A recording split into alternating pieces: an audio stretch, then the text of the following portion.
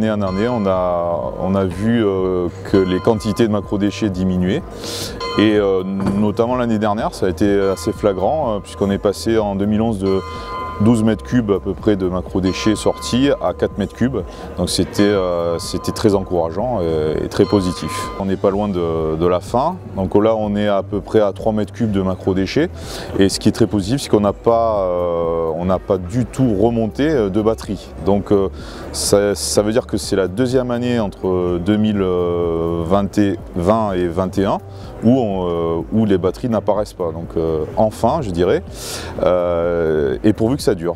Donc, on fait également, la commune a mis en place avec le service du nettoiement et puis mes agents capitainerie, lorsqu'on fait donc les rondes du plan d'eau en embarcation et qu'on repère des macrodéchets en surface, on se charge évidemment de les récupérer, ainsi que des rondes régulières sont faites par le service du nettoiement où des saisonniers ont un poste bien précis où ils font le long des quais et grâce à des épuisettes ils récupèrent aussi les bouteilles en plastique qui flottent, les sachets en plastique.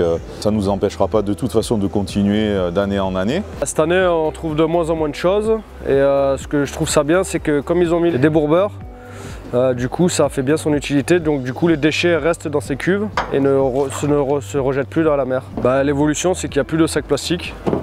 On trouve un peu plus de masques cette année dû au Covid, mais il y a moins de sacs plastiques, moins de cintres, il y a moins de produits polluants. Regardez, on trouve plus des chaises, des barres qui doivent s'envoler avec le vent. La première année que j'ai commencé, c'était il y a 12 ans, on avait remonté 12 mètres cubes.